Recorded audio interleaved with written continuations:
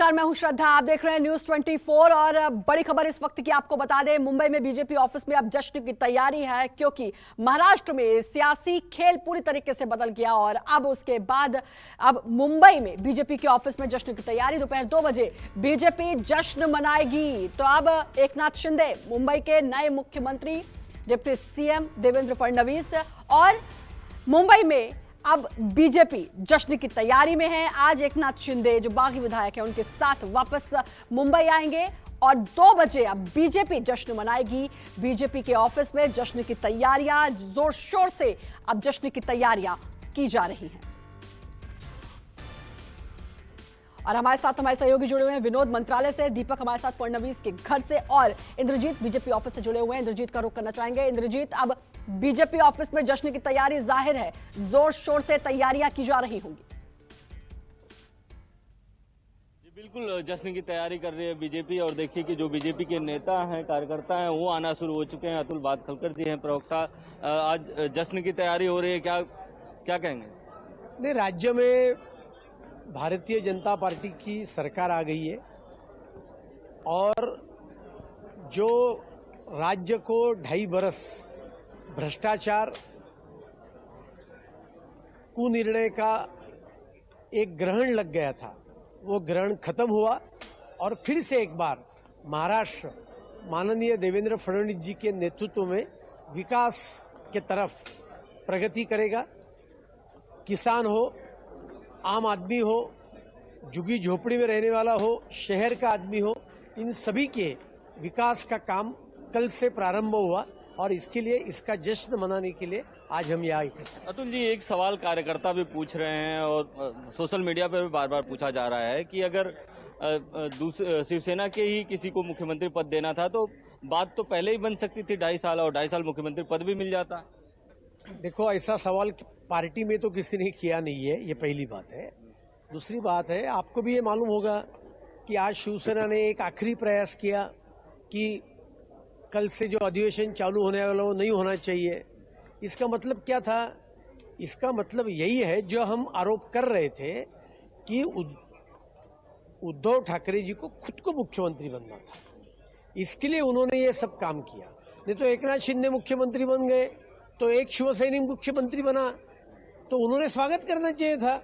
लेकिन वो स्वागत करना तो लंबे की बात है, वो आज सर्वोच्च न्यायालय तक पहुंचे कि कल परसों से चालू होने वाला अधिवेशन चालू मत करो। इसका मतलब क्या है?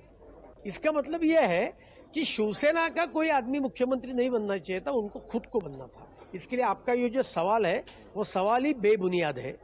तो बिल्कुल, ये अतुल भातखलकर जी का कहना है कि उद्धव ठाकरे को खुद मुख्यमंत्री बनना था, वो किसी शिवसैनिक को नहीं बनाना चाहते थे और ये काम बीजेपी ने किया। और देखिए कि अब कार्यकर्ताओं का आना शुरू हो चुका है, पुलिस सुरक्षा भी यहाँ पे बढ़ाई गई है। साथ ही यहाँ पर बैनर पोस्टर भी बदले जा रहे हैं। अभी तक जो बैनर पोस्टर लगे थे वो दूसरे लगे थे। अब देखिए कि देवेंद्र फडणवीस के जो बधाई वाले उप मुख्यमंत्री पद प्राप्त करने के बाद जो अभिनंदन वाले बैनर पोस्टर हैं वो अब यहाँ पर लगना शुरू हो चुके हैं। अब देखिए कि ये होर्डिंग है, ये लगाई जाएगी अब थोड़ी देर में यहाँ पर, और दोनों तरफ इस तरह की होर्डिंग लगेगी। अभी तक बीजेपी के दफ्तर की बात करें तो यहाँ पर जो राज्यसभा में और विधान परिषद में जो जीत मिली थी उसके बैनर पोस्टर और होर्डिंग लगे हुए थे, लेकिन अब वो सब हटा दिए गए हैं और आज से जो उप मुख्यमंत्री देवेंद्र फडणवीस बने हैं उनके अभिनंदन के ये बैनर पोस्टर लगने शुरू हो गए हैं। इसके अलावा जो कार्यकर्ता हैं वो महाराष्ट्र के कोने कोने से आए हुए हैं। कुछ लोग पहले ही आ चुके थे महाराष्ट्र के कोने कोने से, क्योंकि उनको उम्मीद थी कि उनका मुख्यमंत्री होगा। हम कुछ और लोगों से बात करते हैं, उनके कार्यकर्ताओं से। ये बताइए, आप कहाँ से आए हैं? पूना से आए। तो आप कल ही आ गए थे? आज जी, कल ही आए थे। तो आपको उम्मीद थी कि आपका मुख्यमंत्री बनेगा या उप मुख्यमंत्री पे? हम कार्यकर्ता तो क्या है, हम देवेंद्र जी के आगे हम जा नहीं सकते कभी। पार्टी का जो निर्णय रहेगा वो हमारे लिए अंतिम रहेगा। हम खुश है कि देवेंद्र जी अभी है और जनता का काम अच्छे तरीके से करेंगे, ये हमें तो उसी तरह से जश्न मनाएंगे जैसा मुख्यमंत्री मिलता तो मनाते? हाँ, जैसे ही मुख्यमंत्री पद मिलता है वैसे ही जश्न मनाएंगे और हमारी सरकार आ गई है, ये इसका जोश सभी कार्यकर्ताओं में है। तो सत्ता के जो कार्यकर्ता हैं उनमें जो आपको सरकार आ गई है इसका ज्यादा खुशी है या मुख्यमंत्री पद नहीं मिला उसका थोड़ा दुख है? खुशी तो रहेगी हर बात की। इस बात इसलिए मैंडेट तो 19 में आ गया था, लेकिन अभी थोड़ा लेट आ गया। लेकिन ये भी सरकार अपनी है ना, शिवसेना का तो अपनी ही लोग है ना, ये शिवसेना का ही है ना, शिवसेना बीजेपी भी अलायंस है, शिवसेना अलग थोड़ी हुई है। तो देखिए कि जो कार्यकर्ता हैं उनमें काफी जोश है और कार्यकर्ताओं का आना शुरू हो गया। हालांकि मानसून का सीजन है, मुंबई में सुबह से रुक रुक कर बारिश हो रही है, इस कारण उतने कार्यकर्ता नहीं अभी पहुंचे हैं जितने पहुंचने चाहिए। लेकिन अभी वक्त है, करीब करीब 1 घंटे का वक्त है और 1 घंटे में हो सकता है कि बड़ी संख्या में यहाँ पर कार्यकर्ता आपको दिखें। और जो मुंबई के अध्यक्ष हैं मंगल प्रभात लोढ़ा वो यहाँ पर आएंगे और उनके साथ बड़ी संख्या में यहाँ पर कार्यकर्ता आएंगे और उन्होंने ही इस जश्न का आयोजन किया है। लेकिन खास बात यह है कि इस जश्न में, इस स्वागत समारोह में जो देवेंद्र फडणवीस हैं जो उप मुख्यमंत्री बने वो नहीं आ रहे हैं, अभी तक की जो जानकारी है। बिल्कुल, तो देवेंद्र फडणवीस वो नहीं आ रहे हैं जो आपने बताया अभी। और साथ ही जश्न की तैयारी, और तो तस्वीरें से पहले हम दिखा भी रहे थे कि अब बीजेपी ऑफिस में 2 बजे भाजपा जश्न मनाएगी, लेकिन उससे पहले गोवा में शिंदे गुट ने जश्न मनाया और जश्न बनता भी है क्योंकि ये किसी को उम्मीद नहीं थी कि शिंदे मुख्यमंत्री बनने वाले हैं और कल कुछ ऐसा ही हुआ और देवेंद्र फडणवीस उप मुख्यमंत्री बने हुए हैं। तो अब लगातार जश्न का माहौल तो है ही क्योंकि सरकार बदल चुकी है। और विनोद हमारे साथ लगातार जुड़े हुए हैं मंत्रालय से। विनोद, वहां पर क्या कुछ हलचल, क्या कुछ तस्वीर, क्योंकि अब मुंबई की, महाराष्ट्र की राजनीति में एक बड़ा ट्विस्ट आ चुका है।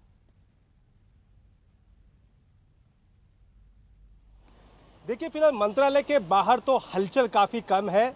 जो ये देखिए मेरे सामने, मैं आपको दिखाना चाहता हूँ, ये जो पूरी लाइन है ना, ये पूरी लाइन, हाँ, ये पूरी लाइन मिनिस्टर्स के बंगले हैं। अब इन बंगलों को जो मंत्री पद पे नई, जो कांग्रेस और एनसीपी के जो मंत्री हैं वो इस बंगलों को अब खाली कर रहे हैं धीरे धीरे, और 2 से 4 दिनों में ये सारे लोग इस बंगले को छोड़कर यहाँ से निकल जाएंगे। अब नए मंत्री साहब आएंगे, नई मंत्री महोदय यहाँ पर आएंगे और यहाँ पर रहने वाले हैं। मेरे बगल में जो मंत्रालय है वहाँ पर फिलहाल पूरी तरीके से शांति है, सिर्फ सरकारी बाबू वहाँ पर आ रहे हैं और अब नए मंत्री आएंगे तो नए अधिकारी भी वहाँ पर आएंगे। तो फिलहाल माहौल यहाँ पर शांति का बना हुआ है। अब इंतजार है विधानसभा सत्र का। विधानसभा सत्र होगा तो उसमें विधानसभा अध्यक्ष का चुनाव होगा और सरकार की फ्लोर टेस्ट होगी। फ्लोर टेस्ट के बाद तुरंत 2 से 4 दिनों में महाराष्ट्र में फिर नए मंत्रिमंडल का विस्तार होगा, जिसमें बड़े पैमाने पर मंत्री यानी एकनाथ शिंदे गुट और देवेंद्र फडणवीस के जो मंत्री हैं वो मंत्री वहां पर शपथ लेंगे और फिर महाराष्ट्र में सरकार आगे बढ़ेगी। लेकिन मैं आपको बताना चाहता हूं कि ये सरकार के लिए काफ़ी बड़ी चुनौती भरा ये समय रहेगा, क्योंकि महाराष्ट्र में कई ऐसे अहम मुद्दे हैं जिस पर पिछले 2.5 साल में उद्धव सरकार को काफ़ी तकलीफ उठानी पड़ी है। देखिए, मराठा आरक्षण का विषय अभी भी पेंडिंग है, धनगर आरक्षण का विषय अभी भी पेंडिंग है, जो नगर पालिका, महानगर पालिका के चुनाव में ओबीसी आरक्षण खत्म हो चुका है उसका मुद्दा अभी भी है। राज्य सरकार पर 5 लाख करोड़ से भी ज़्यादा कर्जा हो चुका है। तमाम ऐसे प्रोजेक्ट है जो इंफ्रा के, वो काफ़ी डिले हो चुके हैं, तो उस पर ध्यान देना होगा और ये सरकार के लिए काफ़ी बड़ी चुनौती रहेगी। अब नए मुख्यमंत्री जो है एकनाथ शिंदे और उप मुख्यमंत्री जो है देवेंद्र फडणवीस, उनको लगातार राज्य के इस पूरे नए सिस्टम को आगे लेके जाने के लिए पूरे प्रयास करने होंगे। लेकिन मंत्रालय की मैं बात करूं तो फिलहाल शांति है। अब सबकी निगाह है परसों होने वाले विधानसभा सत्र पर है। भारतीय जनता पार्टी के जो विधायक है वो यहाँ से नज़दीक कप परेड के होटल ताज प्रेसिडेंसी में वहाँ पर रुके हुए हैं। शाम को वहाँ पर एक बैठक होगी, उसमें उप मुख्यमंत्री देवेंद्र फडणवीस, चंद्रकांत पाटिल जो प्रदेश अध्यक्ष है, वो सभी विधायकों को यहाँ पर मार्गदर्शन करेंगे कि विधानसभा अध्यक्ष का जब चुनाव होगा और जब फ्लोर टेस्ट होगी तो किस प्रकार की अपनी भूमिका रहेगी, भारतीय जनता पार्टी के विधायकों की भूमिका रहेगी, इसकी जानकारी वहाँ पर दी जाएगी। अब शिंदे गुट का इंतजार है, शिंदे गुट अब कब यहाँ पर आता है। और यहाँ से नज़दीक ही ये देखिए, ये सामने यहाँ से थोड़ा आगे यहाँ पर लगभग 400 से 500 मीटर की दूरी पर होटल है। उस होटल में यहाँ पर शिवसेना के यानी एकनाथ शिंदे गुट के जो बागी विधायक है वो वहाँ पर ओबेरा होटल में रुकने वाले हैं और वहाँ से विधान भवन की दूरी महज पैदल 3 से 4 मिनट की है। तो सभी तैयारी हो चुकी है, बस परसों का इंतजार है। नोटिफिकेशन आ चुका है विशेष विधानसभा सत्र का। सभी जो 287 जो विधायक है उनमें से सबको ये इसका मैसेज दिया गया है और सबको बताया गया है कि 2 दिन का ये विशेष सत्र है जिसमें विधानसभा अध्यक्ष और जो है फ्लोर टेस्ट, ये दोनों विषय अहम रहेंगे। तो आपको आना है, तो अब इंतजार है परसों के अधिवेशन का। बिल्कुल, तो इंतजार अब परसों का है और विधानसभा सत्र एक दिन के लिए टाल भी दिया गया है। और गोवा का हम रुख करना चाहेंगे। प्रशांत गुप्ता हमारे साथ जुड़े हुए हैं गोवा से। प्रशांत, गोवा में तो काफी जश्न का माहौल रहा और देखने को भी मिला कि जितने भी शिंदे गुट के विधायक खूब जश्न मनाते हुए देखे गए। अभी के गोवा की क्या कुछ तस्वीर?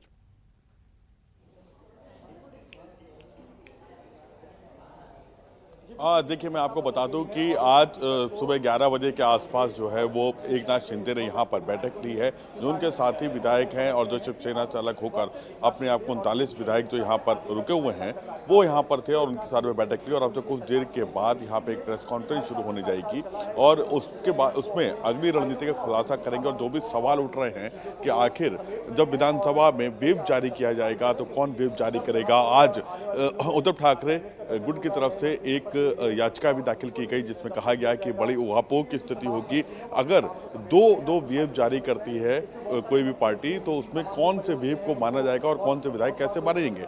तो जो उद्धव ठाकरे के 16 विधायक हैं उनका क्या होगा, उसमें एक आदित्य ठाकरे भी है उनके बेटे, उनका क्या होगा, क्या वो शिंदे गुट के साथ के समर्थन में वोट करेंगे और नहीं करेंगे तो क्या उनकी सदस्यता चली जाएगी।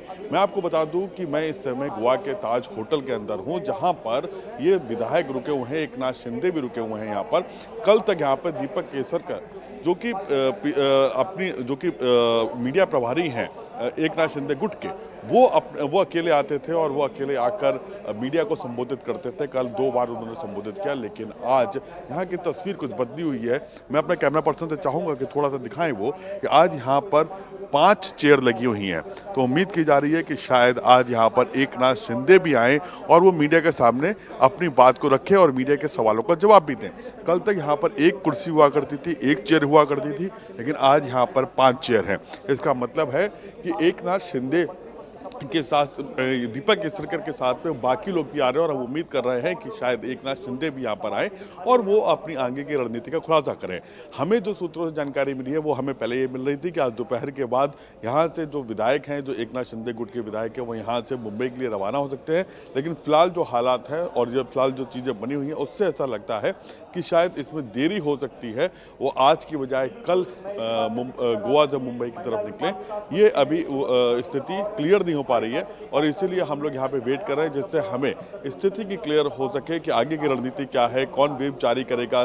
क्या अब सरकार बनाने के बाद एकनाथ शिंदे पार्टी के सिंबल जो कि तीर और कमान है शिवसेना का, उसके ऊपर भी दावा ठोकेंगे, किस तरीके की आगे की रणनीति अपनाएंगे, ये तमाम सवाल हैं जो अभी भी। प्रेस कॉन्फ्रेंस भी होने वाली। दीपक का रुख करना चाहूंगी फडणवीस के घर के बाहर से। हमारे साथ दीपक जुड़े हुए हैं, बारिश भी वहां पर हो रही है। दीपक, अब क्या कुछ हलचल फडणवीस के घर के बाहर, क्योंकि अब उप मुख्यमंत्री बने हैं देवेंद्र फडणवीस?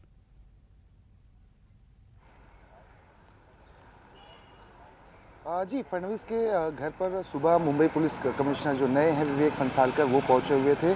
वहां पर उनसे मुलाकात की है कि आगे विधानसभा सत्र जब बुलाया जाएगा तो किस तरह की वहां पे सुरक्षा व्यवस्था के इंतजाम किए जाएं और इसके साथ साथ मुंबई की सुरक्षा को लेकर भी फडणवीस से बातचीत की गई है। क्योंकि फडणवीस जब मुख्यमंत्री थे तो उनके पास गृह मंत्रालय भी था, तो ऐसे में उनके पास अनुभव ज़्यादा है, इस वजह से उन्होंने कमिश्नर को बुलाया हुआ था। फडणवीस के घर से मैं निकल कर अब आ चुका हूँ कप परेड इलाके में। यहाँ पर ये ताज प्रेसिडेंट होटल है, ये सीधी तस्वीरों में आप देख सकते हैं। इस होटल में ही तमाम जो बीजेपी के विधायक हैं उन्हें यहाँ पर रखा गया है, जो पिछले 2 दिनों से यहाँ पर रुके हुए हैं। तमाम विधायकों की गाड़ियाँ इस होटल के बाहरी हिस्से में खड़ी हुई हैं। देवेंद्र फडणवीस, चंद्रकांत दादा पाटिल शाम को यहाँ पर आने वाले हैं, अपने विधायकों से बातचीत करेंगे, एक बैठक यहाँ पर विधायकों के साथ करेंगे। जो भी अब तक की रणनीति बीजेपी की रही है उस पर अपनी बातें वहाँ पर तमाम विधायकों को बताएंगे और आगे किस तरह से रणनीति रखनी है। क्योंकि विधानसभा सत्र पहले 2 और 3 तारीख को बुलाया जाना था, 2 दिन के लिए डिले हो गया है, यानी कि सोमवार और 3 तारीख और 4 तारीख को होगा, सोमवार और मंगलवार को होगा। और ऐसे में विधायक जो है यहाँ पर इकट्ठा हुए हैं, तो जिस तरह से कुछ परिस्थितियाँ बदली हैं, चाहे वो देवेंद्र फडणवीस के मुख्यमंत्री ना बनने को लेकर रही हों, जो आला कमान का आदेश बाद में आया मुख्यमंत्री बन जाओ, और उसके साथ साथ एकनाथ शिंदे गुट के साथ किस तरह से कोऑर्डिनेशन चल रहा है, किस तरह से बातचीत चल रही है और सरकार बनाने को लेकर क्या एकनाथ शिंदे ग्रुप अब तक ये कहकर सामने आने वाला है आने वाले समय में, या बीजेपी कहने वाली कि हम दोनों अलायंस करके सरकार का गठन कर रहे हैं, या जो भी जो टेक्निकलिटीज़ हैं उन चीज़ों पर जो एक देवेंद्र फडणवीस हैं और चंद्रकांत दादा पाटिल हैं, वो शाम को यहाँ पर आएंगे और तमाम अपने विधायकों से बात करेंगे। सभी को यहाँ पर रखा गया है, भारी सुरक्षा बल यहाँ पर तैनात है, पुलिस की 3 टुकड़ियाँ आगे पीछे यहाँ पर तैनात की गई हैं कि किसी भी तरह का उपद्रव ना फैलाया जा सके। वहीं जब यहाँ पर आएंगे तो कई ऐसी महत्वपूर्ण बातें होंगी। अभी कुछ समय के बाद 2 बजे बीजेपी दफ्तर जो है यहाँ से तकरीबन 10 मिनट की दूरी पर है, वहाँ पर जश्न भी शुरू होगा, तो हो सकता है कुछ यहाँ से विधायक भी वहाँ के लिए रवाना हो जाएँ। जी बिल्कुल, थोड़ी देर में बीजेपी दफ्तर में जश्न भी शुरू होगा। और दीपक, आप वहीं हैं, तो क्या देवेंद्र फडणवीस, जैसा कि इंद्रजीत बता रहे थे, वहां पर नहीं जाएंगे, उस बीजेपी के जश्न में शामिल होंगे या नहीं?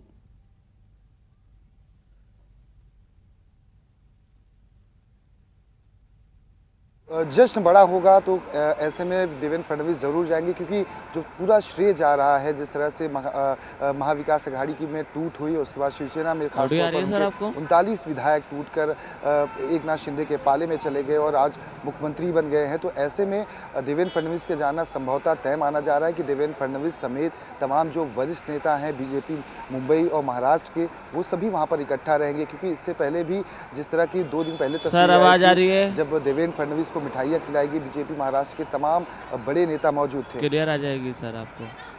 बिल्कुल। आवाज आ रही है मेरी? प्रमोद स्वामी नेता बीजेपी भी जुड़ चुके हैं। प्रमोद जी, बीजेपी में तो वाकई में जश्न का माहौल है, अब 2 बजे जोरदार तरीके से जश्न होने भी वाला है। आगे की क्या कुछ रणनीति है बीजेपी की अब?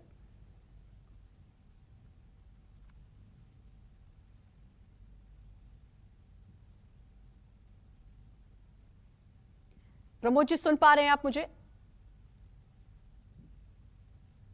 प्रमोद जी, अगर आप मुझे सुन पा रहे हैं तो मेरा सवाल ये कि आप बीजेपी की आगे की क्या कुछ रणनीति है?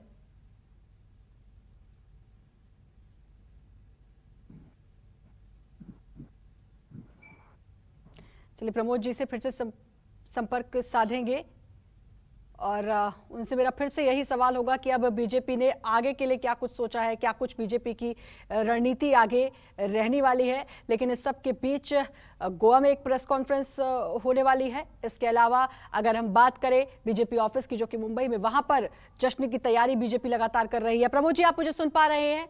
अगर आप मुझे सुन पा रहे हैं तो मेरा सवाल ये कि अब बीजेपी आगे क्या कुछ कदम उठाने वाली है और आगे की क्या कुछ रणनीति? नहीं, अभी हमारा उद्देश्य ये है कि अब राजनीति को छोड़ करके हम महाराष्ट्र के विकास के लिए काम करें और हम सभी पक्षों से ये आह्वान करेंगे कि महाराष्ट्र के विकास के लिए आइए हम सब मिलकर के एक नई शुरुआत करते हैं। राजनीति अपनी जगह है, लेकिन जो ये पिछले 15, 20, 25 दिन से जो घटनाक्रम चल रहा था उससे कहीं न कहीं। जी हेलो जी, प्रमोद जी, आपकी आवाज आ रही है, अपनी बात जारी रखिए। हुआ है और हम चाहते हैं कि अब सभी लोग राजनीति से ऊपर उठ करके महाराष्ट्र के हितों में ध्यान रख करके महाराष्ट्र के विकास के लिए काम करें। और ये जो नई सरकार एकनाथ शिंदे जी और देवेंद्र फडणवीस के नेतृत्व में जो नई सरकार बन रही है, इसको सभी लोग समर्थन दें और जहां सकारात्मक बातें हों, आप सकारात्मक सरकार की समालोचना करना हो, आप सरकार की समालोचना भी कर सकते हैं, लेकिन सरकार को कुछ कार्य करने की आप मोहलत दें और सरकार के कार्यों के आधार पर सरकार का विश्लेषण करें, न कि पूर्वाकर्षित होकर करके सरकार की समालोचना करें। बिल्कुल, तो महाराष्ट्र के विकास के लिए काम करें, ये कहना है प्रमोद जी का। संजय द्विवेदी भी हमारे साथ जुड़े हुए हैं, नेता शिवसेना। अब शिवसेना क्या कुछ करेगी संजय जी? क्योंकि अभी एक पेच और फंसा है, वो 16 विधायक जो कि उद्धव ठाकरे की तरफ है, उनके साथ हैं, उनको लेकर भी अब व्हिप जारी और तमाम बातें कल दीपक केसरकर ने अपनी प्रेस कॉन्फ्रेंस में भी कही। देखिए, मैं एक चीज बता दें कि आप ये समझिए, जिसके पास 44 विधायक होंगे, मैं शुरू से बात कह रहा हूँ कि जिसके पास बहुमत होगा वो सरकार बनाएगा। अगर बहुमत भारतीय जनता पार्टी और शिंदे के पास है तो सरकार बनाएंगे, नहीं है तो ये सरकार बनाएंगे। लेकिन बात एक चुभती है, एक बात है कि संविधान की शपथ माननीय प्रधानमंत्री जी लेते हैं, तो संविधान में क्या लिखा है, दल बदल कानून में क्या लिखा है, सरकार कैसे बननी चाहिए, ये महामहिम राज्यपाल जी संवैधानिक पद है, इसलिए उनके बारे में कुछ कहूंगा नहीं, लेकिन उनको नहीं सोचना चाहिए क्या? इसी तरह पहले 19 25 महीने पहले सरकार बनवा दी 80 घंटे के लिए, आज फिर बनवाई गई। क्या जो हमारे सिंधे के साथ विधायक गुट है वो शिवसेना कैसे अफेक्ट करेगा? शिवसेना के राष्ट्रीय अध्यक्ष है उद्धव ठाकरे, तो सिंधे राष्ट्रीय अध्यक्ष सिंधे तो एबी मेरा जो हमने एबी फॉर्म दिया था उस पर ही विधायक बने ना, वो हमारे जो संविधान है उसके तहत विधायक बने ना। लेकिन ये शिवसेना नहीं हो गए तो ये बीएफ जारी कर देंगे। ये बीएफ जारी करने का इनका अधिकार इसके पास क्या? अगर ऐसे सबके पास अधिकार होने लगे तो शायद हमारे दल बदल कानून की जरूरत नहीं है। सबसे पहले तो मैं मांग करता हूँ माननीय प्रधानमंत्री जी से कि दल बदल कानून खत्म कर दें। दल बदल कानून की जरूरत नहीं है। जब इन्होंने 2/3 मेजॉरिटी लेकर एक अपना अलग पार्टी बनाया है तो महामहिम राज्यपाल जी ने इनको शपथ कैसे दिला दी?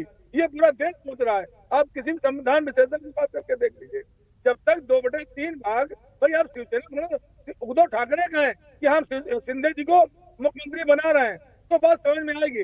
लेकिन सिंधे जी के मैं स्वयं का तो स्वयं तो तमाम लोग निकलते हैं पार्टी से, तमाम विधायक निकलते हैं, तो क्या सब एक है क्या? अभी कांग्रेस से निकले पंजाब में तो हुआ। बिल्कुल बहुत सारी बातें और मैं समझ रही हूँ आपकी जो बात है, आपका जो गुस्सा है वो भी जायज है। मैं आपको रोकना चाहूंगी और गोवा का रुख करना चाहूंगी। वहां पर शिंदे गुट के नेता दीपक केसरकर की प्रेस कॉन्फ्रेंस। 9% झालेला आहे, परंतु 49% लोक जी ग्रामीण भागामध्ये राहतात त्यातली 80% लोक आजही शेतीवर अवलंबून आहेत। आणि म्हणून एक असा नेता की ज्याला शेतकऱ्याबद्दल कळवळ आहे, ज्याचा जन्म साताऱ्यासारख्या एका भागामध्ये झाला तो दुष्काळी भाग होता, त्या भागामधून जाताना त्यांनी कदाचित रामदास स्वामींचं ज्या त्या ठिकाणी पावन झालेल्या भूमीमध्ये त्यांचा जन्म झालेला आहे। असंख्य वारकरी ज्या मार्गाने विठ्ठलाच्या ओढीने मार्गक्रमण करतात त्या भागामध्ये त्यांचा जन्म झालेला आहे। आणि म्हणून आज सुद्धा या पवित्र दिनी कृषी दिनी त्यांनी जी एक निर्धार केलेला आहे, आत्महत्या जो मोठ्या प्रमाणात एक डाग महाराष्ट्राला लागलेला आहे की आमचे शेतकरी आत्महत्या करतात आणि ते शेतकरी आत्महत्या करत असताना त्यांना दिलासा दिला गेला पाहिजे। हा दिलासा केवळ त्यांची कर्ज माफ करून होऊ शकत नाही, तर त्यांना एक मदतीचा हात दिला गेला पाहिजे, त्यांना एक आधार दिला गेला पाहिजे आणि तो आधार देण्याचा निर्धार हा आदरणीय शिंदे साहेबांनी केलेला आहे। त्यांच्या जोडीला महाराष्ट्रामध्ये ज्यांची प्रगल्भ बुद्धिमत्ता म्हणून समजली जाते असे देवेंद्रजी फडणवीस साहेब त्यांच्याबरोबर आहेत आणि माझी खात्री आहे की आम्ही हे करून दाखवू। नमस्कार, मैं हूं मानक गुप्ता। अगर आपको हमारा ये वीडियो पसंद आया हो तो इसे लाइक और शेयर जरूर करें और हाँ, हमें सब्सक्राइब और फॉलो करना ना भूलें ताकि आप देश और दुनिया की कोई खबर मिस ना करें। तो जुड़े रहिए हमारे साथ और देखते रहिए News 24।